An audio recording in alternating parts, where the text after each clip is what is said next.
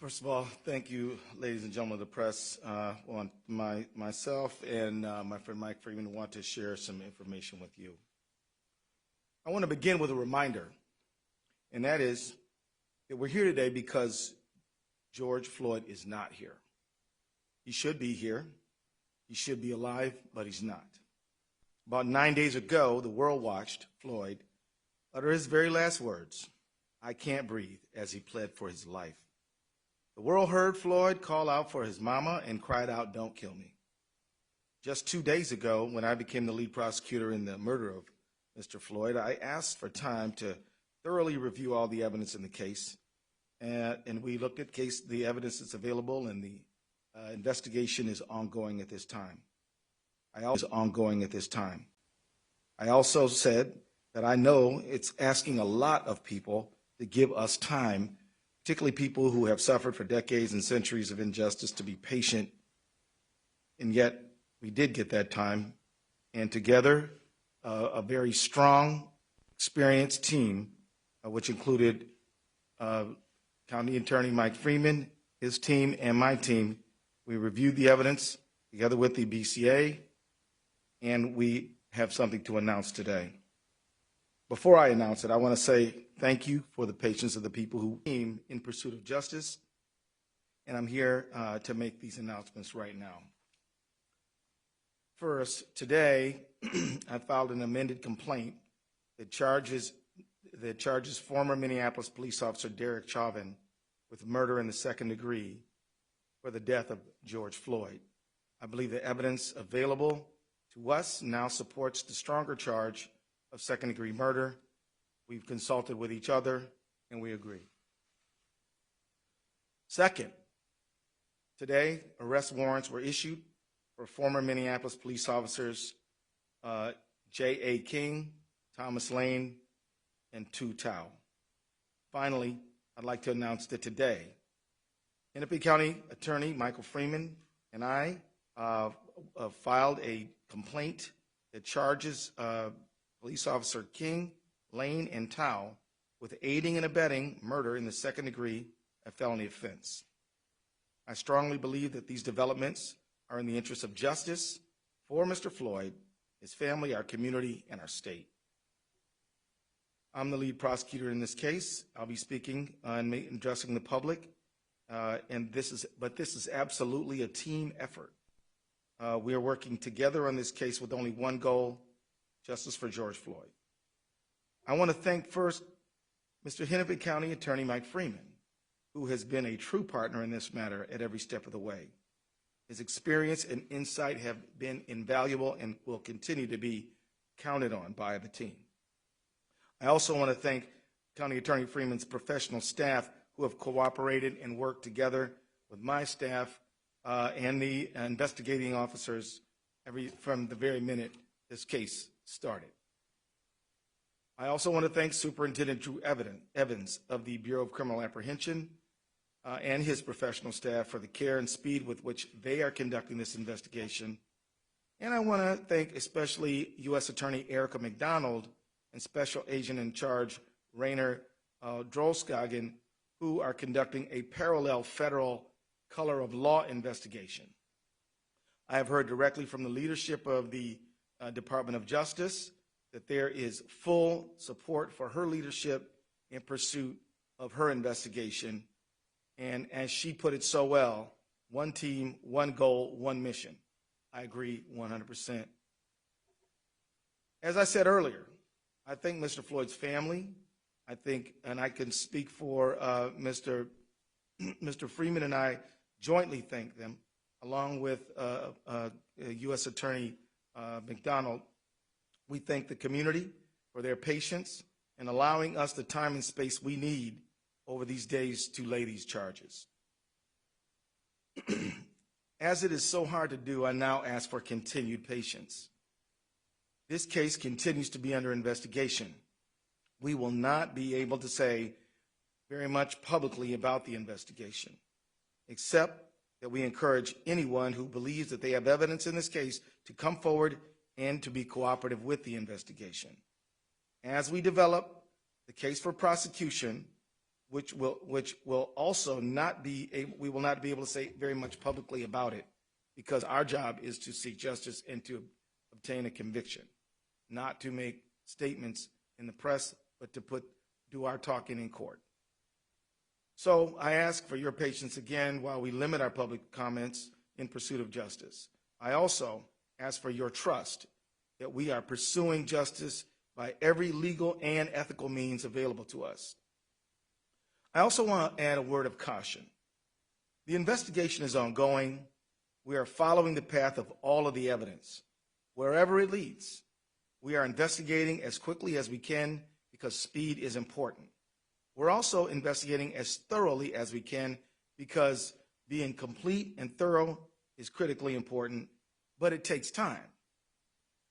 The reason thoroughness is important is because every single link in the prosecutorial chain must be strong. It needs to be strong because trying this case will not be an easy thing. Winning a conviction will be hard. In fact, County Attorney Freeman is the only prosecutor in the state of Minnesota who has successfully convicted a police officer for murder. And he can tell you that it's hard.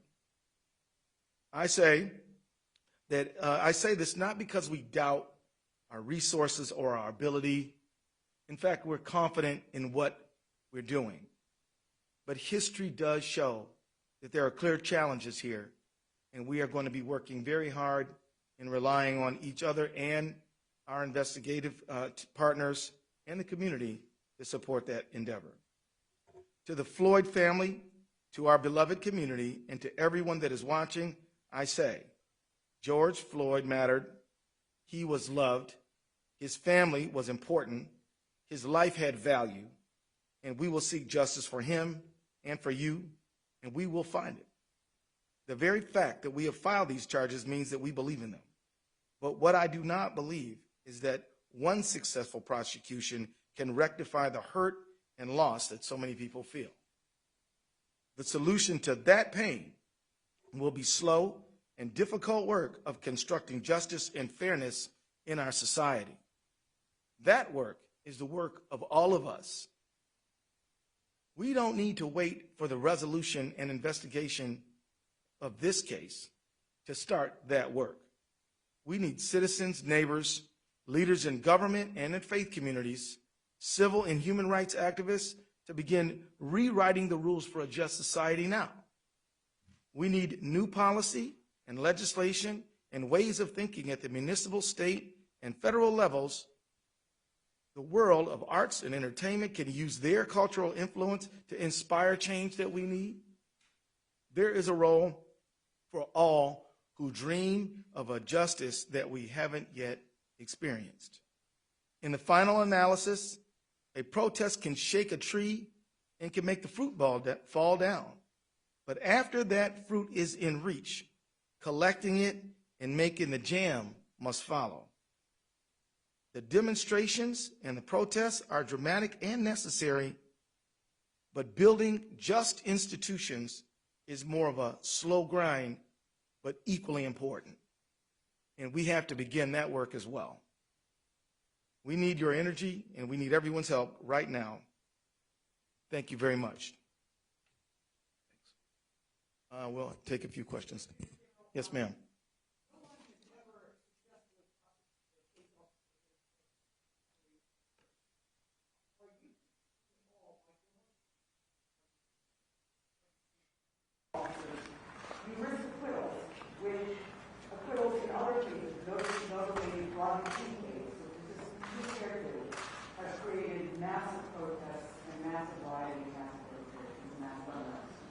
We believe we have a duty to charge the charges that fit the facts in this case when we have done so.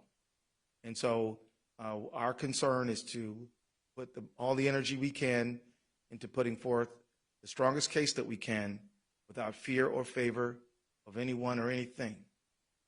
These charges are based on the facts that we have found, and we're going to pursue them. The county attorney, obviously, got the case from him. Was he going to plead this case as a murder-free case? Is that why the state took over? That is what sort of The Hennepin County Attorney did an excellent job by gathering facts and has worked cooperatively with us at every single step of the way. We consulted with each other on these charges. We believe that these are the right charges.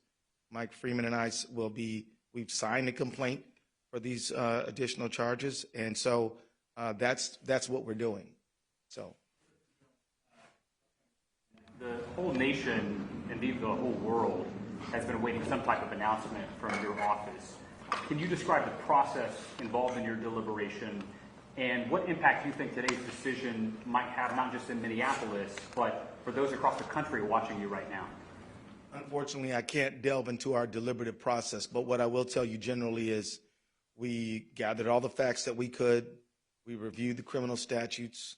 We looked at case law. We consulted with each other, and we arrived at these charges. We believe that they're justified by the facts and the law. What does this impact have on them, this decision? The pursuit of justice is always good and right. And I want to signal to them that we hope that they continue to raise the cause of justice, but do it in a peaceful manner. It is their right to express themselves. With that, I will say that they should continue in their own communities to get together to build just police community relationships. We need the faith community to be involved. We need arts and entertainment to help inspire us toward justice. We need everybody. There's a lot more to do than just this case, and we ask people to do that. Chris,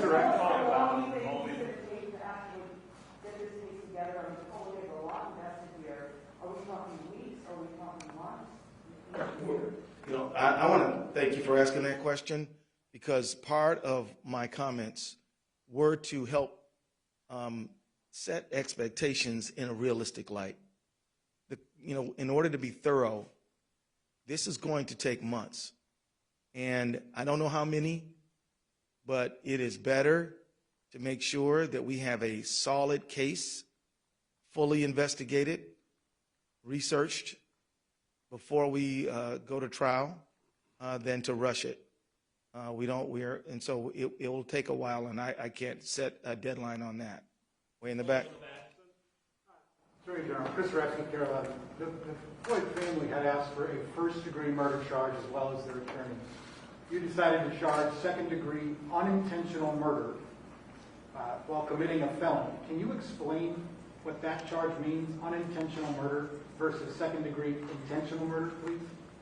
Well, according to Minnesota law, you have to have premeditation and deliberation to charge first-degree murder. Second-degree murder, you have to intend for death to be the result. For second-degree felony murder, you have to intend the felony and then death be the result without necessarily having it be the intent. So that's the state of the law. The felony would be we would contend that George Floyd was assaulted, and so that would be the underlying felony.